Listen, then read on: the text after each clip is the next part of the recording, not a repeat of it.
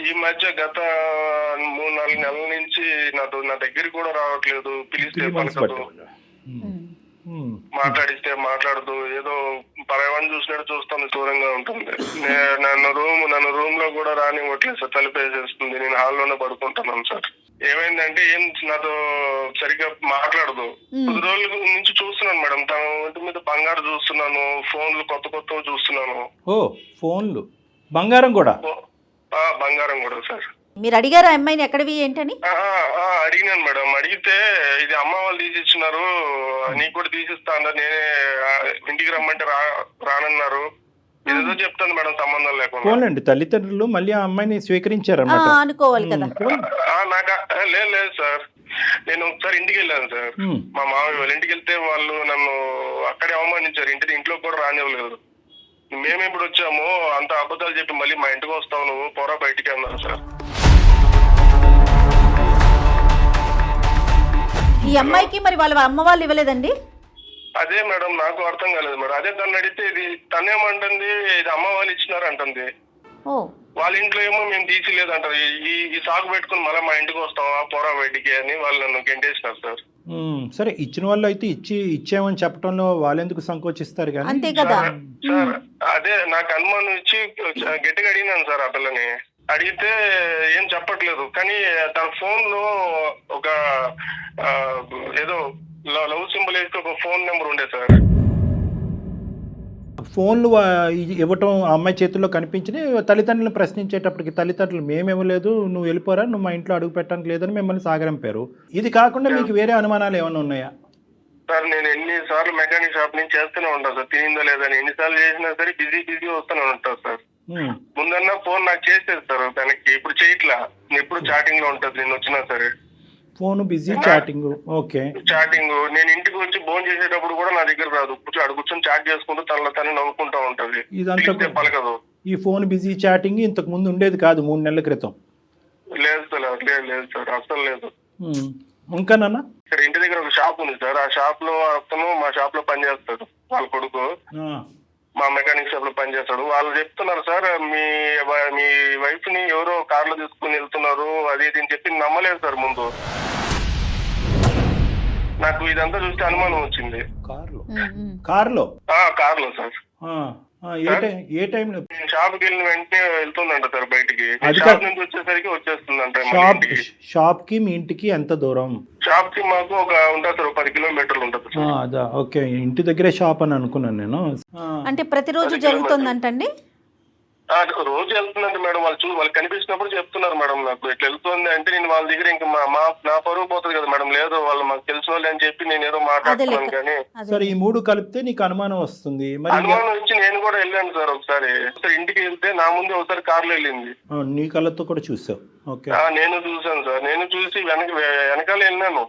వెనకాల వెళ్తే షాపింగ్కి వెళ్తాంది, సినిమాకి వెళ్తాంది. నాకు తట్టుకోలేకపోతున్నాను సార్ నేను. ఎవరు ఆ పక్కన ఉన్నవాడు? ఎవరు అతను? ఎవరో తెలియదు సార్ నాకు కూడా. ఆ రోజు రాత్రి అడుగుదాం అనుకున్నాం కానీ అది అమ్మాయికి రాదు సార్. అది ఏం చేసుకుంటుందో, నేను ఇట్లా అనుమానించాను తెలిస్తే ఎంత బాధపడుతుందో అని చెప్పి నేను అడగలేకపోయాను సార్ ఇన్ని రోజులు. అంత బిజీగా ఉన్న అమాయకురాలు ఎలా అవుతాయి? అమ్మాయి ఫుల్ టైం జాబ్ లో ఉన్నట్టుంది.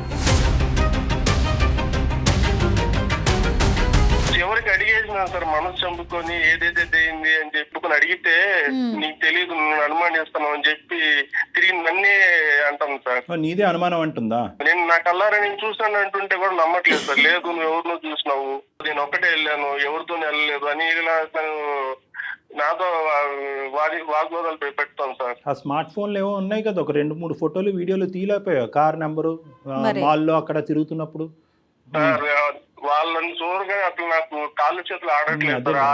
ఆ టైంలో నేను పెట్టుకుంటాను సార్. కానీ మీరు చెప్తున్నదంతా నిజమని మేము ఎలా నమ్మాలి అని అంటున్నా వినోద్. తనే చెప్తాను సార్. తర్వాత నేను అడిగే కొద్ది అవును నా ఫ్రెండ్ అని చెప్పింది సార్. తనే ఒప్పుకుంది. ఫ్రెండ్ అందా? ఒప్పుకుంది. నేను చాలా రోజులుగా అడిగితే అవును అని చెప్పి నాకే చెప్పేసరికి నేను ఏం చేయాలో అర్థం కావట్లేదు సార్. ఇట్లా మా అమ్మ వాళ్ళ దగ్గరికి పోలేను, ఇట్లా వాళ్ళ అమ్మ నాన్నని అడగలేను. ఫ్రెండ్ అయితే దానికంటూ ఒక లిమిటేషన్ లేదా, ఒక గీత ఉంటుంది కదా. అంటే ఫ్రెండ్లు ఉండటం తప్పలేదు, వాళ్ళతో వెళ్ళటం తప్పలేదు. కానీ నువ్వు లేనప్పుడు ప్రత్యేకించి ఎందుకు వెళ్ళాలి? నీకు తెలియకుండా సీక్రెట్ ఈ కథను ఎందుకు నడిపించాలి? దాన్ని ఫ్రెండ్షిప్ అని ఎలా అంటాం మనం? నేను అది ఆ మాట అంటే నువ్వు అనుమానిస్తున్నావు, నేను అటువంటి తప్పు చేసే అమ్మాయిని కాదు. సో దానికి మించి ఫ్రెండ్షిప్ కి మించి ఏం పెద్ద వాళ్ళిద్దరి మధ్యన జరగలేదు అని అందా ఆ అబ్బాయికి తనకి? అంటుంది సార్, అంటుంది కానీ ఇప్పుడు నాకుంటది కదా సార్, నా భయాలు నాకుంటది కదా సార్, నాకేట దూరం ఓకే, నీకు దూరం అయిపోద్దని ఇన్సెక్యూరిటీ ఉంటుంది. ఈ అబ్బాయి ఎవరు తెలియట్లేదు, తను ఎవరో నాకు కూడా తెలియదు. అడుగుతా అంటే చెప్పట్లేదు సార్. మరి ఏమంటావు ఇప్పుడు? తనతో మాట్లాడి ఎవరు ఆ అబ్బాయి అనేది మనం తెలుసుకోవాలా? నీ ఉద్దేశం ఏంటన్నా, దేని గురించి మాకు చేసావు? సార్ నేను చాలా సార్లు ప్రయత్నించిన సార్, ఎన్ని రోజులు భయపడింది తను ఏమైనా చేసేసుకుంటాదేమో అని భయపడినాను సార్. చివరికి అడిగితే నీకు నా మీద నమ్మకం లేదా అని చెప్పి నన్నే. అయ్యో, బాధపడకండి వినోద్. లేదులే వినోద్, అడుగుదాం, మన ప్రయత్నం మనం చేద్దాం. సర్లే, ఒంట్లో ఉంటానన్నా కూడా ఇష్టమో తను అలా ఉండమని చెప్పాను సార్ నేను. సర్లే తనకు బోర్ కొట్టింది, ఉదయం నుంచి సాయంకాలం వరకు కూర్చొని ఇంకా బయటకు వెళ్ళింది. అలా ఇలాంటి అమ్మాయిని ఎక్కించుకోవడానికి చాలా మంది ఉంటారు కారులో వచ్చి. ఒకసారి మరి మాట్లాడదాం కళ్యాణ్ గారు. అమ్మాయితో మాట్లాడితే తన ఉద్దేశం ఏంటి, తినే తప్పుగా అర్థం చేసుకుంటున్నాడా లేదా ఏం జరుగుతుంది అనేది మనం తెలుసుకోవచ్చు. మీరు అన్నట్లుగా వినోద్, మీరైతే దేనికైనా సిద్ధంగా ఉండండి. ఒకసారి మరి తనకి నువ్వే కలుపు ఫోన్. మేడం చేస్తున్నాను, ఒకసారి చేయండి. చూద్దాం సార్, మీరు అమ్మాయితో మాట్లాడితే మీకు ఒక ఐడియా ఫామ్ అవుతుంది కదా. హలో హలో హలో హలో, తిన్నావా? ఇందాకే చేసావు, మళ్ళీ ఎందుకు చేస్తున్నావు? అది ఎందుకు అంత కోపం నా మీద? నేనేం అడిగినా నిన్ను? పదే ఎందుకు కాల్ చేస్తున్నావు అంటున్నాను. మీరు కోపడకమ్మే, నేను చెప్పేది నువ్వు ఎందుకు ఇన్ని రోజుల నుంచి తేడాగా ప్రవర్తిస్తున్నావు? నేను నీకేమైనా అనుమానంగా నేను అనుమానిస్తున్నాను? నేను చెప్పు, నేను అడిగాను తప్ప. ఇన్నిసార్లు కాల్ చేసి సన్మానించడం అని అంటారు కదా, ఏంటి నా మీద ఏంటి డౌట్ నీకు ఇన్నిసార్లు కాల్ చేయడానికి? మరి ఎప్పుడు చేసినా బిజీ వస్తానే ఉంటుంది. ఇందుకు ముందన్నా నువ్వు నాకు వెనక్కి చేసేదాన్ని, ఇప్పుడు అది కూడా చేయట్లేదు కదా నువ్వు నాకు. బిజీ ఉంటే ఎవరు కాల్ తీయరు. నీకు నాతో మాట్లాడే ఇష్టం లేదు, నాకు అర్థమైపోయింది. ఒకసారి మాట్లాడతారంటే నీతో సార్ మాట్లాడు సార్. ఎవరు? హలో అమ్మా. హలో అమ్మ, నమస్తే అమ్మా. ఎవరు? లాస్ట్ నా పేరు డాక్టర్ కళ్యాణ్ చక్రవర్తి అమ్మ, సుమన్ టీవీ అందమైన జీవితం నుంచి మాట్లాడుతున్నాను. నాతో పాటు సీనియర్ యాంకర్ జయ గారు కూడా ఉన్నారు ఇక్కడ. ఓకేనా? అంటే ఏం లేదమ్మా, వినోద్ మాకు ఈమెయిల్ పంపించాడు, చాలా బాధలో ఉన్నాడు. అతని జీవితంలో తనకు కావాల్సినటువంటి ఒక అమ్మాయి ఎవరి గురించి అయితే తను బాగా కోరుకున్నాడో ఆ అమ్మాయి తన జీవితంలో ప్రవేశించింది. సడన్గా ఒక 2 to 3 months బట్టి మీలో ఒక మార్పు వచ్చింది. అతన్ని పెద్ద పట్టించుకోవట్లేదు, అతనికి పెద్ద ఇంపార్టెన్స్ ఇవ్వట్లేదని అతను చాలా లోన్లీగా ఫీల్ అయ్యి మాకు ఈమెయిల్ పంపించి, అసలు నా భార్య లాస్యలో మనసులో ఏముందో దాగుందో నాకు తెలియట్లేదండి, నేను అడగటానికి ప్రయత్నం చేస్తే కనుక నేను చచ్చిపోతాను, నువ్వు ఇలా అనుమానిస్తున్నావు అనే విధంగా మీరు మాట్లాడుతున్నారంట. సో అతను అడగలేక అతను అడగవలసినటువంటి ప్రశ్నలు మా ద్వారా అడిగిస్తున్నాడమ్మా. ఓకే, ఇప్పుడు ఆయన అనుమానిస్తున్నాడు అని నేను అనడంలో తప్పులేదు కదా సార్? అంటే నాకు తెలియదమ్మా, అసలు మీ వర్జన్ అనేది ఏంటో నాకు తెలియదు. అంటే అతని వర్షన్ మీకు అనుమానం లాగా అనిపిస్తోందా? వైఫ్ ని ఇష్టపడి చేసుకున్నాను అన్నాడు కదా, మరి పబ్లిక్ లో పెట్టి బ్లేమ్ చేయడం ఇదంతా కరెక్ట్ కాదు కదా? అంటే పబ్లిక్ లో అంటే కాదమ్మా, పబ్లిష్ ఎవరు చేయమన్నారు? అలా కదమ్మా, అందుగురించి we want to hear your version అమ్మా. మేము ఎటువంటి కంక్లూజన్ కి రాలే. అతను వచ్చి ఏదో మాతో చెప్పినంత మాత్రాన అతను ఏదో బాధితుడి స్థానంలో ఉన్నాడు, నువ్వేదో కల్ప్రిట్ స్థానంలో ఉన్నావు అన్నట్టుగా మేము మాట్లాడట్లేదు. అసలు మీ ఇద్దరి మధ్యన లాస్ట్ 2 to 3 months బట్టి ఎటువంటి డిఫరెన్స్ ఆఫ్ ఒపీనియన్ వచ్చిందన్నది చెప్పమ్మా. చాలా అంతే. ఇప్పుడు మా ఇద్దరి పర్సనల్ లైఫ్ లో జరిగే విషయాలన్నీ మీకెందుకు షేర్ చేయాలి సార్ నేను? Right, okay. ఇప్పుడు అలా అంటే కనుక నా బండికి బ్రేకులు పడిపోతాయమ్మా. ఇక్కడ మీరిద్దరూ ఇష్టపడి, చిన్నప్పటి నుంచి బాగా ఇష్టపడి, మీరిద్దరు ప్రేమించుకుని పెద్దలకి ఇష్టం లేకుండా పెళ్లి చేసుకున్నారు. ఈ సందిగ్ధ పరిస్థితుల్లోంచి మిమ్మల్ని ఇద్దరిని బయటకు లాగటానికి స్నేహితులు లేరు, కుటుంబ సభ్యులు లేరు. అలాంటప్పుడు మేమే కదమ్మా ఇక్కడ పెద్దల తరహా పాత్ర పోషించాలి. ఇప్పుడు అతను అనుమానిస్తున్నాడని నువ్వు బాధపడుతున్నావు, నా భార్య నాతో పాటు సహకరించట్లేదని అతను బాధపడుతున్నాడు. ఎవరికెళ్ళి చెప్పుకుంటారు మీరు? ఆ విధంగా అతను మాకు వచ్చి చెప్పుకున్నాడు కాబట్టి మేము ముందస్తు ఏంటంటే కొన్ని 100,000 మెయిల్స్ వచ్చినా కూడా అవన్నీ పక్కన పెట్టి ఈ అబ్బాయి చచ్చిపోతానంటున్నాడు, విపరీతమైనటువంటి శోభలో ఉన్నాడని చెప్పి మేము ఫోన్ చేసి ఓ సహాయకర చర్యగా మేము ముందుకు వచ్చాం. మీకెందుకు చెప్పాలి అంటే మేము ఏమీ మాట్లాడలేము తల్లి. అమ్మ, ఏదైనా సమస్య ఉన్నప్పుడు పరిష్కరించుకోవాలి కదా లాస్య. మీరు చదువుకున్న వాళ్ళు, మీ ఇద్దరి మధ్య సమస్య ఉంది కాబట్టి థర్డ్ పర్సన్ దగ్గరికి అది అందమైన జీవితం సుమన్ టీవీ డాక్టర్ కళ్యాణ్ చక్రవర్తి గారు ఉన్నారు అని చెప్పి తను ట్రస్ట్ చేసి మా దాకా వచ్చారు. ఫైనల్ గా నువ్వే అప్రిషియేట్ చేస్తావు చూడమ్మా. అది అంటే ఇప్పుడు నేను ఏం తప్పు చేశానండి అంతలా తీసుకొచ్చి చెప్పడం? అంటే ఇప్పుడు ఎందుకు పబ్లిక్ చేశారు అని అంటున్నాను నేను. మీరు తప్పు చేయాలి. ఏం చేశానని చెప్పాడు? నేను ఆయన బాగానే చూసుకుంటున్నాను కదా, చేసుకున్నాను బాగానే చూసుకుంటున్నాను కదా. ఏం చేశాడు? తక్కువ చేశాను ఆయనకి? అమ్మా ఏం తప్పు చేసావు? తప్పు అనే మాట అనలేదమ్మా అతను. ఓకే బాగుండట్లేదు, కొన్ని మంత్స్ నుంచి బాగుండట్లేదు అంటున్నారు కదా. అంటే బిజీగా ఉన్నావంటమ్మా, ఫోను మెసేజింగ్ చాటింగ్ ఇలాంటి వాటిల్లో బాగా బిజీగా ఉన్నావంట. ఎప్పుడు ఫోన్ చేసినా ఫోన్ ఎంగేజ్ వస్తుందంట. అతనికి ఇవ్వాల్సినటువంటి టైం ఫోన్కి ఇస్తున్నావంట, అదే ఫోన్ లో అవతల ఉన్నటువంటి వ్యక్తికి. ఫ్రెండ్స్ ఉంటారు కదా, బిజీ ఉంటాను నేను. సరే అమ్మా, okay, we have understood each other. నువ్వు కోఆపరేట్ చేయడానికి రెడీ అయ్యావు. కైండ్లీ టెల్ అమ్మా, పెళ్ళి అయినప్పటి నుంచి ఏం జరిగింది మీ ఇద్దరి మధ్యన? ఈ లాస్ట్ 3 years ఎలా ఉంది? ఈ మధ్య కాలంలో ఏమైంది? వాడెవడు మన ఇద్దరి మధ్య? వాడెవడు?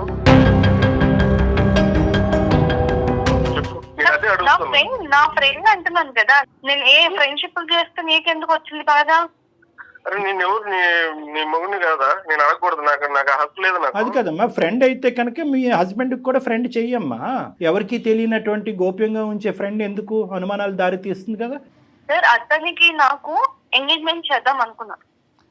సో మేము అవును యా అనుకున్నప్పుడు అదే ఇందాక వినోద్ చెప్పిన పెళ్లి చూపులు అతనితోనేనమ్మా? అవునండి. సో మా పేరెంట్స్ చేయాలనుకున్నారు. అప్పుడు నేను మా మామ మీద నాకు చాలా లవ్ అండ్ కేర్ అఫెక్షన్ చాలా ఉండే ఇప్పుడు.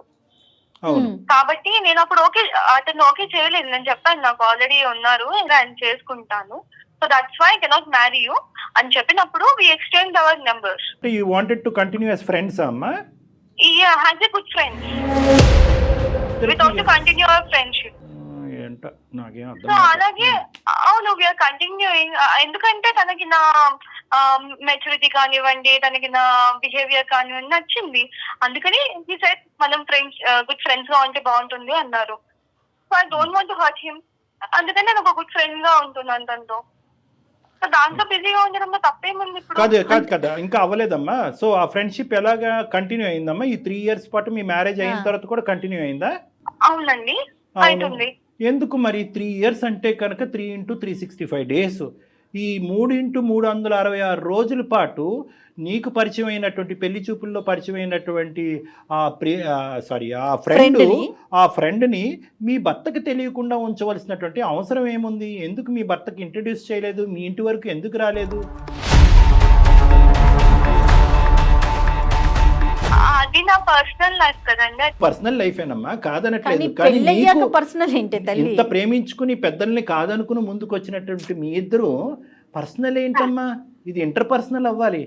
నేనప్పుడు తను ఇష్టపడ్డప్పుడు అవును ఇష్టపడ్డాను, I like him, that's why I got married with. కానీ నా లైఫ్ ఎలా ఉండాలి, ఎలా డిజైన్ చేసుకోవాలి అప్పుడు నాకు తెలీదు. అప్పుడు నాకు తను నచ్చారు కాబట్టి అలా అనుకున్నాను. కానీ నాకు వాట్ ఈస్ వాట్ అని చెప్పేసి అర్థమవుతుంది ఇప్పుడు తనతో ఫ్రెండ్షిప్ చేసి. కొత్త ఫ్రెండ్ మీకు నేర్పిస్తున్నాడని నాకు తనతో ఫ్రెండ్షిప్ వల్ల అర్థమైంది.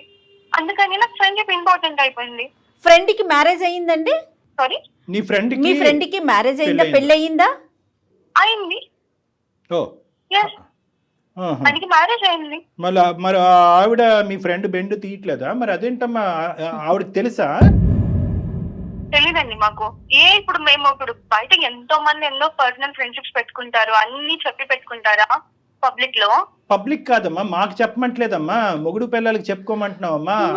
ఇతను మీతో పాటు చెప్పుకోవాలనిపిస్తే చెప్పుకుంటాము. మేము ఇలా మెయింటైన్ ఉండాలనుకుంటే ఉంటాము. కానీ ఇక్కడే హైదరాబాద్ లోనే ఉంటారు కాబట్టి నాకు తనతో ఇంకా క్లోజ్నెస్, నాకు తన బిహేవియర్, తన way of living, life style అంతా నచ్చింది. ఇప్పుడు అవన్నీ మాకు తెలుస్తున్నాయమ్మా.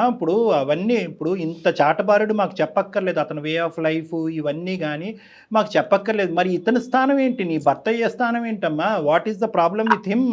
I don't have any problem with him. నేను తనతో ఉంటున్నాను కదండి. అమ్మ ఇంకొక మాట అడిగేస్తాను నేను, ఓపెన్ గా తప్పుగా అనుకోవద్దు. కేవలం మీది ఫ్రెండ్షిప్ ఏనా? దానికి మించింది ఏమన్నా ఉందా? ఎందుకు చెప్పాలండి అంటున్నాను. అమ్మ ఎందుకు చెప్పాలి అని అన్నా అదే మీనింగ్ వస్తుంది, చెప్పకూడదు అన్నా కూడా అదే మీనింగ్ వస్తుంది. సో నువ్వు చెప్పకుండానే ఏది చెప్పాలో చెప్పేశావు. అయిపోయింది. ఇప్పుడు చెప్తే అని తెలుసుకొని ఏం చేస్తారు, అమ్మా, చెప్పకపోయినా తెలుసుకొని ఏం చేస్తారు? నువ్వేమి చేయలేకపోతే చెప్పవు అమ్మే, నువ్వు ఎందుకు చెప్పవు? ఇక్కడ నేను ఒక మొగుడు ఉన్నాను, నీకోసం అన్ని వదులుకొని వచ్చినాను కదమ్మా. నువ్వు సరే, నాకు ఏం ఉన్నావు, ఏం చేసి పెట్టావు నాకు చెప్పు, ఏం చేసి పెట్టావు నాకు? ఏం కావాలమ్మా నీకు? ఏం కావాలి చెప్పు. నాకు కావాల్సిన లగ్జరీ లైఫ్ నాకు లేదు. అవన్నీ పెళ్లికి ముందు తెలియదా? లగ్జరీ లైఫ్ లేదట. పెళ్లికి ముందు తెలియదా? నాకు తెలియదు, అప్పుడు నాకు తెలియదు. ఇల్లు వదిలి వచ్చేటప్పుడు అప్పుడు నాకు తెలియదు, ఇప్పుడు తెలుస్తుంది, నాకు బుద్ధి వచ్చింది. సో అందుకే నా లైఫ్ ని నేను ఎంజాయ్ చేస్తున్నా. ఏం మాట్లాడాలమ్మా నీతో? నువ్వు కావలసినటువంటి వ్యక్తి గురించి ఫైట్ చేసేసి తిరుపతి కొండ మీదకి వెళ్ళి పెళ్లి చేసుకుని ఈరోజు 3 సంవత్సరాల పాటు ఇరువైపుల కుటుంబాలను వదిలేసి ఇక్కడికి వచ్చి ఉన్నావంటే కనుక స్టార్టింగ్లో ఈ అబ్బాయి చెప్తున్నప్పుడు ఎంత మెంటల్ స్ట్రెంగ్త్ ఉండాలి మీకు, ఎంత ఇమోషనల్ మెచ్యూరిటీ ఉండాలి అని అనుకున్నాం. కానీ ఇక్కడ కాంట్రాస్టింగ్గా ఒక డిఫరెంట్ పిక్చర్ కనిపిస్తుందమ్మా, ఆపోజిట్ పిక్చర్ కనిపిస్తుంది మాకు.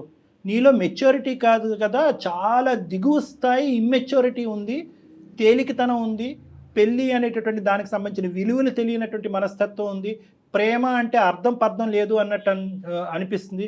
కేవలం ఒక సిటీకి రాగానే నువ్వు రెక్కలు వచ్చినటువంటి పక్షిలాగా లగ్జరీస్ అనుకుంటూ ఇప్పుడు ఫస్ట్ టైం నీ జీవితంలో అతను మెకానిక్గా చిరిగిపోయినటువంటి చొక్కా నీకు ఇప్పుడు కనిపిస్తుంది. నీ ఇంట్లో ఉండేటటువంటి కంఫర్ట్స్ లేవు అన్నట్టు నీకు అనిపిస్తున్నదని అనిపిస్తుందమ్మా. ఫస్ట్ ఆఫ్ ఆల్ ఒక్క పాయింట్ నాకు చెప్పు, మీ తల్లిదండ్రులు నిన్ను వెనక్కి ఆ ఇంటికి రానివ్వట్లేదు, ఏమాత్రమన్నా నీకు బాధ ఉందమ్మా? లేదండి, నాకెందుకు బాధ లేదు. దగ్గర ఉన్నప్పుడు అక్కడేం వాళ్ళు ఫ్రీడమ్ ఇవ్వలేదు. ఇప్పుడు నీకు ఫ్రీడమ్ కావాలి అంటే ఏం కావాలమ్మా? అంటే వినోద్ నీ చేత ఉద్యోగం చేయనివ్వలేదనా నీ బాధ? అసలు ఫ్రీడమ్ అంటే ఏంటి మీ ఉద్దేశంలో? నా లైఫ్ లో నేను ఎలా ఉండాలనుకుంటున్నాను, నా లగ్జరీస్ నేను ఎలా మెయింటైన్ చేయాలనుకుంటున్నాను అలా. లాస్ట్ ఒక ఆడపిల్లని అడగకూడదు, నీ లైఫ్ లో నీ లగ్జరీ నీ లైఫ్ అంటే ఒక పెళ్ళైన ఆడపిల్ల ఇంకొక మగాడితో తిరగటం అమ్మా లగ్జరీ అంటే. ఉంటున్నారు మేడం, నేను అందరి సంగతి నీకెందుకమ్మా, సమస్య నీ దాకా వచ్చింది, నీది సమస్య. ఆ మాట కలప మాకు, నువ్వు ఎందుకు అందరినీ కలుపుతావు? మాట అనే హక్కు లేదు. నీ జీవితం ఏంటి అనేది నువ్వు మాట్లాడుకో అమ్మా. అందరూ ఎక్కడున్నారమ్మా? నీ వయసు ఎంత, నీ అనుభవం ఎంత? నాకే ఉంటుంది, నాకు నా నేను మేజర్ కాబట్టి నాకు ఉంటుంది. అమ్మాయికి లైట్ గా ఇష్యూ ఉందండి. అమ్మా నువ్వు మేజర్ అయినా కూడా 10 times మైనర్ లా ఉన్నావు నువ్వు. ఇక్కడ ఒకటే పాయింట్, నా జీవితం అనేటటువంటి మాట ఎప్పటి వరకు అంటే కనుక నువ్వు బ్యాచులర్గా ఉన్నంతసేపు, మీ ఊర్లో ఉన్నంతసేపు, మీ అమ్మా నాన్న దగ్గర పెరిగినంతసేపు. పెళ్ళి అయిన తర్వాత మీరిద్దరూ కలిసి ప్రయాణం చేస్తున్న తర్వాత ఇద్దరు టోటల్గా ఒక నమ్మకంతో, ఒక ట్రాన్స్పరెన్స్తో పెరగాలి అనేటటువంటి ఉద్దేశంతోనే పెళ్ళి అనేటటువంటి ఒక బంధం ఏర్పడింది. నా అనే మాటలో మన అనేటటువంటి పదం కూడా రావాలి. నీ భర్తకు తెలియకుండా ఇలా ఈ విధంగా నువ్వు ప్రవర్తించడం అనేటటువంటిది నీకు ఇష్టమేమో కానీ, but you're bound to answer to him. అతనికి సమాధానం చెప్పవలసినటువంటి రైట్ నీకుంది. ఎందుకంటే నువ్వెంతైతే అతను నమ్ముకుని పారిపోయి వచ్చేసావో, అతను కూడా నిన్ను నమ్ముకుని వచ్చేసాడు. నీ తల్లిదండ్రులు ఫస్ట్ నిన్ను ఆపారు. నువ్వు బీటెక్ చదివేవమ్మా, వాడు మెకానిక్, ఐటీఐ మధ్యలో ఆపేశాడు. వద్దు అమ్మ అంటే కనుక నో నాన్న వాడే కావాలి, ఐ వాంట్ హిమ్ అని చెప్పుకుంటూ అతను వెనకతలు తోకలాగా పరిగెట్టుకుని వచ్చావు. అప్పుడే మీ తల్లిదండ్రుల యొక్క మాట విని గుడ్ బై చెప్పి ఉంటే కనుక అతను ఎవడో ఇంకో అమ్మాయిని చేసుకుని హ్యాపీగా ఉండేవాడు. ఈరోజు ఇక్కడ పెద్ద ఫెయిలియర్ ఎవరిదో తెలుసా? నీదే వినోద్. నీ ఫెయిలియర్ ఎక్కడో ఊడిపడినటువంటి ఆడపిల్ల కాదు, అరేంజ్డ్ మ్యారేజ్ కాదు, మీ కుటుంబంలోనే పుట్టి పెరిగినటువంటి ఒక ఆడపిల్ల యొక్క సైకాలజీ, మెంటాలిటీ నువ్వు ఆవగింజంతా కూడా అసెస్ చేయలేకపోయావు. నోట్లో వేలు పెట్టుకునే పిల్లోడు కూడా అసెస్ చేస్తాడు. ఈ అమ్మాయికి మెంటల్ మెచ్యూరిటీ లేదు, గాలివాటం, గాలి ఎటువైపు వేస్తే అటువైపు కొట్టుకుపోయేటటువంటి రకం. వాడి పిల్లం వచ్చి ఈ అమ్మాయి జుట్టు పట్టుకుని నేలకేసి కొడుతుంది. ఆ రోజు ఈ అమ్మాయికి తెలిసి వస్తుంది, దిస్ ఈజ్ కామన్, ఇది fair, what is wrong, where is freedom. ఈ ఇంగ్లీష్ టెక్స్ట్ బుక్లో ఉన్న పదాలన్నీ వాడేస్తుంది కదా ఈ అమ్మాయికి సరైనటువంటి పనిష్మెంట్ ఇప్పుడు వరకు తగల. లవ్ మ్యారేజ్ అయినా కూడా పేరెంట్స్ క్షమిస్తారు. అరే ఏముందిలే, మన ఆడపిల్ల ఎక్కడో ఎలా ఉందో, మన ఇంట్లో మనిషిని చేసుకుంది, పండగకు పిలుద్దాం, పబ్బానికి పిలుద్దాం అంటే 3 years పాటు ఈ అమ్మాయిని ఇప్పటికి కూడా గడప తొక్కనివ్వలేదు అంటే కనుక ఈ అమ్మాయి మొండి వైఖరి వాళ్ళు మొదటి నుంచే స్టడీ చేసి ఈ రోజు వచ్చినటువంటి అమ్మాయి మళ్ళీ మన ఇంట్లో ఏం పెంట పెడతాది రా బాబు, ఎక్కడుంటే అక్కడే ఉన్నాయి అని చెప్పి ఆ అమ్మాయికి దండం పెట్టి నీ నెత్తిమే పెట్టి వదిలేశారు. ఈ గుడిబండను తెచ్చుకుని నీ నెత్తిమే పెట్టుకున్నాను. సార్ పెళ్లికి ముందు ఇట్లా లేదు కదా సార్. నేనంటే ప్రాణం అనింది, నేనంటేనే ఇష్టపడింది. లేదు, నువ్వు ఎవరితో నన్ను ఉన్నావని నేను వచ్చి చూస్తున్నానా? లేదు కదా. తెలీదా వెనకొచ్చి ఎంక్వైరీ చేస్తున్నాను. అమ్మ కనిపించేటటువంటి వాటి గురించి మాట్లాడదాం అమ్మ. నువ్వు ఫోన్ చేసినప్పుడు అతను ఫోన్ ఎంగేజ్ రాలేదు, నువ్వు మెసేజ్లు పెట్టినప్పుడు అతను తిరిగి మెసేజ్లు పెడుతున్నాడు, ఏ టైం వచ్చినప్పుడు ఎప్పుడు వెళ్ళినా కూడా ఆ మెకానిక్ షెడ్లో స్క్రూలు బిగించుకుంటూ కూర్చున్నాడు. నువ్వేమో వచ్చి కారుల్లో తిరుగుతావు కదా. అతను ఏమన్నా కార్ల మీద తిరిగాడా? నీకు ఆల్రెడీ పెళ్ళయింది, అక్కడ అడ్డంగా దొరికే ఆల్రెడీ అతనికి పెళ్ళైపోయింది, అతనికి ఒక భార్య ఉంది, మీది ఒక ఫ్రెండ్షిప్, దానికి ఒక గొప్ప పదం, ఈ పదాలు ఎక్కడ దొరుకుతున్నాయో భగవంతుడా, దాన్ని తీసుకొచ్చి పెట్టేసుకున్నావు, దాన్ని ఎక్కడి దాకా తీసుకెళ్తావు? మ్యారేజ్ అనేది ఒక ఆప్షన్ అంతే కదండి. పెట్టుకుంటారు కదా. అవునా? ఇప్పుడు నచ్చిన డేస్ ట్రావెల్ చేస్తారు, లేకపోతే వదిలేస్తారు. దానికి ఎందుకు ఇంత? వదిలేమ్మా, మాకు కొత్త నిర్వచనాలు చెప్పొద్దమ్మా. దయచేసి ఈ నిర్వచనాలు మాకు దయచేసి చెప్పొద్దు. Marriage is an option, A B C ఇలాంటివన్నీ మాకు అనవసరం. ఒకటేనమ్మా, కేవలం ఇది ఒక గుట్టుగా ఉన్నంత సేపే ఈ మాట తీరు. ఇదే పంచాయతీ ఓపెన్గా నీ బాయ్ ఫ్రెండ్ వాళ్ళ భార్య వాళ్ళ కుటుంబ సభ్యుల మధ్యన పెడదామా రేపు మధ్యాహ్నం? మీరు పెడదామంటే నేను రెడీ. ఇప్పుడు నేను మళ్ళీ చెప్తున్నాను, మా పర్సనల్ లైఫ్ లోకి ఇన్వాల్వ్ అవ్వను అని అవుతున్నారు మీరు. కాదు తప్పదమ్మా, తప్పదు. నువ్వు ఎందుకంటే మాకు నేర్పించేస్తున్నావు, ఇక్కడ ఓనమాలు నేర్పించేస్తున్నావు. మ్యారేజ్ అంటే నిర్వచనం, మ్యారేజ్ ఈజ్ అన్ ఆప్షన్.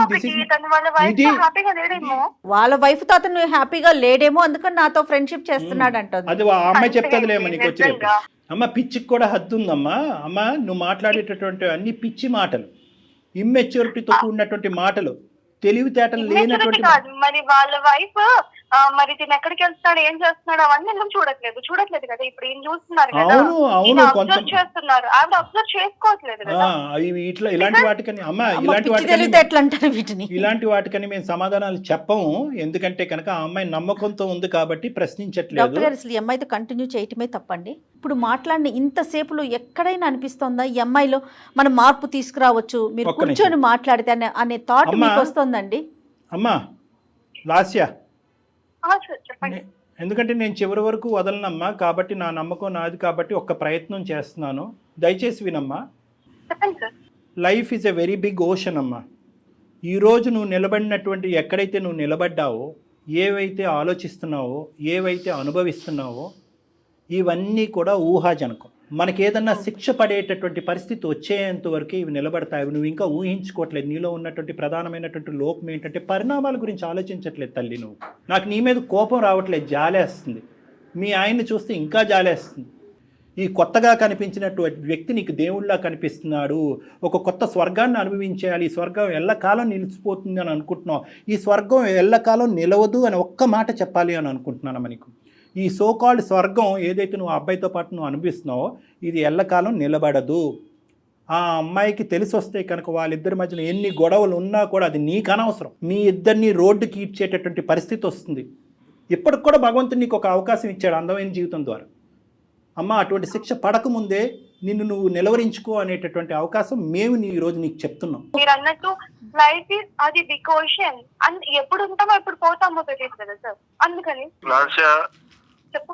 నా మాట ఒక్కసారి వినమ్మా. ఇప్పుడు నాకంటూ ఎవరు లేరు, నువ్వు తప్ప. నీకంటూ ఎవరు లేరు, నేను తప్ప. ఇప్పుడు ఒక పెద్దవాళ్ళ పొజిషన్ లో వీళ్ళు సారు మేడం ఒకసారి చెప్తున్నారు. నీకు చివరిగా చెప్తున్నానమ్మా, ఇది నీకు ఇంకా నీ ఇష్టం. ఇంకా నేను చెప్పడం అయితే చెప్పినా నీకు. నేను చాలా పోరాడా నీతో, భరించాను. ఇంకా ఇంకా నేను ఎంతగాని భరించగలనమ్మా. నేను కూడా ఇంకా నాతోడు కూడా కాదమ్మా. నీకు ఇంక నీ ఇష్టం. ఇంకా నాకు ఎగ్జాక్ట్ నేను అనుకున్న లైఫ్ తీసుకొచ్చివ్వగలవా? ఇప్పుడు మనకున్న పరిస్థితులు నువ్వు కోరుకునేటివన్నీ రావు కదమ్మా. అమ్మా ఇది నువ్వు కోరుకుని వచ్చిందమ్మా, ఇదేం బలంతో పెళ్లి కాదు. ఏం మాట్లాడుతున్నావు నువ్వు? చెప్పాను కదా సార్, నేను తనతో ఉంది, నా ఫ్రీడమ్ నాకు కావాలని ఉందని అంతే. అమ్మా తనకి ఇంట్లో చేసి పెట్టాల్సిన చేసి పెడుతున్నాను. ఒకటి తల్లి, నా వంతు ప్రయత్నం నేను చేశా. నువ్వు పట్టినటువంటి కుందేలకు 3 కాదు కదా 10 కాళ్ళు ఉన్నట్టు అనిపిస్తుంది నాకు.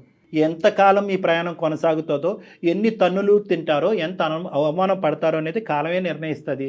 అందుగురించే ఎవడైనా ఖాళీగా ఉండొచ్చు, కానీ బాగా చదువుకుని ఒక క్వాలిఫికేషన్ ఉన్నవాడు, నీ స్థాయి క్వాలిఫికేషన్ ఉన్నవాడు ఖాళీగా ఉండకూడదు. ఇందాకటి నుంచి వినోద్కి అదే చెప్తున్నాను. ఏంద్రా అబ్బాయి బీటెక్ అన్నావు, బీటెక్ చదివినటువంటి అమ్మాయి ఇంట్లో పని పాటు ఏమీ లేకుండా ఇంట్లో ఎందుకు కూర్చోపెట్టావంటే సుఖపడాలి సార్ నన్ను నమ్ముకుని వచ్చింది సార్, సుఖపడాలి సార్ అంటాడు. ఇప్పుడు ఏమొచ్చి ఇంట్లో కూర్చొని చేసే పంచాయతీ ఇది ఈ అమ్మాయి. ఆ సుఖాన్ని, అది అసలైనటువంటి స్వేచ్ఛ, నువ్వు జీర్ణించుకోలేనట్టు స్వేచ్ఛ ఇచ్చావు, దాన్ని నువ్వు అడ్వాంటేజ్ తీసేసుకున్నావు. ఈరోజు నీకు చెప్పేటటువంటి అవకాశం లేదు అని నేను అనుకుంటున్నాను. అయినా కానీ ఎందుకంటే కనుక లాస్య ప్లీజ్ నాన్న బంగారు తల్లి మీ తల్లిదండ్రులు లాంటి వాళ్ళం ప్లీజ్ ఆలోచించమ్మా, అదమ్మా ఇదన్నా అనుకో. అక్కడ మనస్సాక్షి అనేది ఒకటి ఉంటుంది వినోద్కి. అది అంటది, ఒరే ఏంద్ర బాబు పైపైన కడిగి ఇచ్చేస్తున్నారు ఈ ఇస్త్రీ ఎంగిలి విస్తరిని, మళ్ళీ అందులోనే నిన్ను భోజనం చేయమంటారు, వద్దురా బాబా నీ, అతని మనస్సాక్షి అతన్ని అంటది. కాబట్టి నీలాంటి వ్యక్తితో అనుక్షణం ఇలా కాపాడుకుంటూ ఫోన్లు చేస్తూ ఈ మెకానిక్ షెడ్లో ఉన్నంతసేపు ఇక్కడ ఇంట్లో ఏం చేస్తున్నావు అని అనుకుని అతను బ్రతకటం వ్యర్థం. కాబట్టి అందుకే అతను ఇప్పుడు ఒక మాట అన్నాడు, ఏమన్నాడు, ఎంతకాలం నేను మాత్రం భరిస్తాను. వినోద్ ఏం చేద్దాం చెప్పండి వినోద్, మీ ఒపీనియన్ చెప్పండి. మేడం నేను చెప్పాల్సినంత చెప్పాను మేడం తనకి. ఆయమ్మ ఒప్పుకుంటే నేను ఇప్పుడు కూడా సిద్ధమే మేడం, కానీ తను ముందులానే ఉంటానంటే నేను కూడా ఎలా ఉండగలుగుతాను madam. Last and final question Lasya, అన్నీ వదులుకుని పద్ధతిగా జీవించేటటువంటి ఆలోచన నీకుందా? ఈ పిచ్చి పిచ్చి పనులన్నీ ఆపేసి అప్పుడే వినోద్ నీతో ప్రయాణం చేస్తాడు, లేదంటే గుడ్ బై అంటానికి రెడీగా ఉన్నాడు. ఏమంటావు? You don't have interest in this marriage or that person? You don't have interest in Vinod? Yes. So you have interest in that person? Yes. ఎందుకమ్మా పచ్చిగా చెప్పచ్చు కదమ్మా, ఎందుకమ్మా ఇంత దొంగ నాటకం? ఫ్రీడమ్ అంటున్నావు, స్వేచ్ఛ అంటున్నావు, జీవితాలు అంటున్నావు, ఎలా మీ ఇద్దరి మధ్యన ఒక పనికిరాని ఒక అక్రమ సంబంధం డెవలప్ అయ్యింది. దాన్ని ఏమొచ్చి ఈ తూతూ మంత్రంగా ఒక పెళ్లితో కవర్ చేసేసి పెళ్లికి ముందే ఉన్నటువంటి పెళ్లి చూపులు కాస్త ఒక అక్రమ సంబంధం కింద బ్యాక్గ్రౌండ్లో కంటిన్యూ అయింది. అంటే మీ పెళ్లి 3 సంవత్సరాలు, మీ యొక్క దొంగ రిలేషన్షిప్కు 4 సంవత్సరాలు. ఇది మాట్లాడకుండా ఏవేవో మాట్లాడుతున్నావు ఏంటి నువ్వు? మీకు మేము చేతులు జోడించి బతిమాలాలా? అమ్మ తల్లిదండ్రులు లాంటి వాళ్ళు మారమ్మా, నీకు పరువు పోతుందమ్మా, కుటుంబం రోడ్డు మీకు వస్తుందమ్మా అని చెప్పి నిన్ను బతిమాలాలా? వద్దమ్మా అయిపోయిందమ్మా, నీకు ఇవ్వాల్సినటువంటి టైం చాలా ఇచ్చాము. వినోద్, ఇటువంటి అమ్మాయిని నువ్వు ఆలోచించకుండా, తెలివితేటలు లేకుండా, అసెస్ చేయకుండా పరిగెట్టుకుంటూ వెళ్ళి పెళ్లి చేసేసుకున్నావు. ఇప్పటికైనా మీ ఇద్దరి మధ్యన పిల్లా జల్లా ఎవరు లేరు కాబట్టి, ఎటువంటి బాధ్యత బరువు లేదు కాబట్టి ఇప్పటికైనా సంతోషంగా సుఖంగా గుడ్ బై చెప్పేసి ఆ అమ్మాయికి నీ జీవితం ఏంటి అన్నది నువ్వు బతుకు. ఆ అమ్మాయి కంటే ఇలా వదలటం, ఎక్కడికక్కడ కట్ చేయటం అలవాటే. అక్కడ తల్లిదండ్రులు కట్ చేసింది, ఇప్పుడు నిన్ను కట్ చేసింది, రేపు ఆడి దగ్గరికి వెళ్తుంది, ఆడిని కట్ చేస్తుంది. ఈ అమ్మాయి జంపింగ్ జాకులు అంటారు వీళ్ళని. లాస్య చాలా సంతోషం అమ్మా, ఇంతవరకు మాతో మాట్లాడినందుకు, నీలాంటి ఒక గొప్ప వ్యక్తితో మాట్లాడినందుకు. మధ్యలోనే నేను చెప్పాను డాక్టర్ గారికి ఇది వర్కౌట్ అయ్యే విషయమే కాదని, పాపం ఆయనే లేదు అని మాట్లాడుతూ ఇక్కడ దాకా వచ్చారు. చాలా సంతోషం తల్లి. నీ అభిప్రాయాల్ని, నీ ఒపీనియన్ని పూర్తిగా నీ దగ్గర ఉంచుకో. సమాజం మీద మాత్రం రుద్దమాకమ్మా, ఈ సమాజం మీద మాత్రం ఎట్టి పరిస్థితుల్లో రుద్దకు తల్లి. నమస్తే, పెట్టేసే తల్లి ఫోన్. ఎప్పుడో చెప్పాను కదా, independent women and free bird అని. Bye ma'am. Oh my God, ఆ అమ్మాయి బాగా తగ్గించినట్టున్నాం మనం.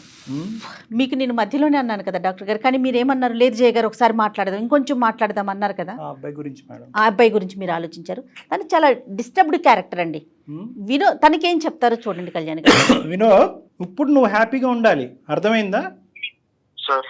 నీకు కావలసినటువంటి, ఇందాక నేను స్టార్టింగ్లోనే చెప్పాను, చేదైనటువంటి నిజాలు నీకు వినిపిస్తాయి. ఇది కేవలం ఫ్రెండ్షిప్ కాదు, దానికి మించింది అంటే కనుక ఆ అమ్మాయి అసలు మొండిగా హ్యాపీగా ఒప్పుకుంది. ఇప్పుడు ఏమొచ్చి వెళ్ళిపోతానికి రెడీయా అంటే కనుక హ్యాపీగా వెళ్ళిపోతాను నేను, ఫ్రీ బర్డ్ అంది. ఆ ఫ్రీ బర్డ్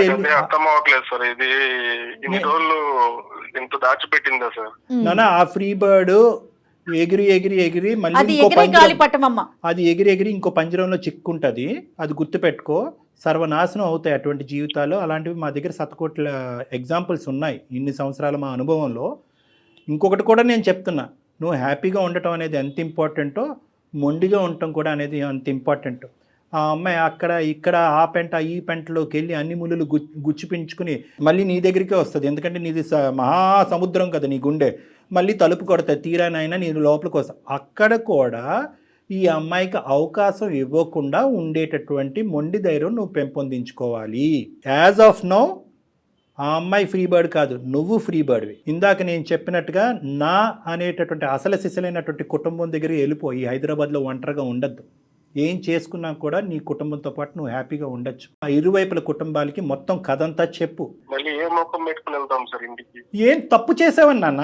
నువ్వేం నువ్వేం చేయలేదు. తప్పు చేసావు? నచ్చినటువంటి అమ్మాయితో ప్రయాణం మొదలు పెట్టాలని ముందుకు వచ్చావు, పెద్దలు ఆశీర్వదించలేదు. ఈరోజు మీరిద్దరు ప్రయాణం ముందుకు వెళ్ళుంటే కనుక మరి నీ తప్పే ఉంది ఇక్కడ. ఆ అమ్మాయి మధ్యలోనే గుడ్ బై చెప్పింది. నీకు ఈ టైంలో ప్రధానంగా కావాల్సింది ఒక సపోర్ట్ కావాలి, ఒక ఇమోషనల్ సపోర్ట్ కావాలి. నా అనేటటువంటి ప్రేమించేటటువంటి వాళ్ళు కావాలంటే మీ తల్లిదండ్రులతో కానీ మీ ఫ్యామిలీ మెంబర్స్తో కానీ డాక్టర్ గారు మాట్లాడతారు. మీకు అలాంటి ఇబ్బంది ఏదైనా ఉందంటే ఒక్కసారి కౌన్సిలింగ్ కూర్చుందాం. ఏం డాక్టర్ గారు?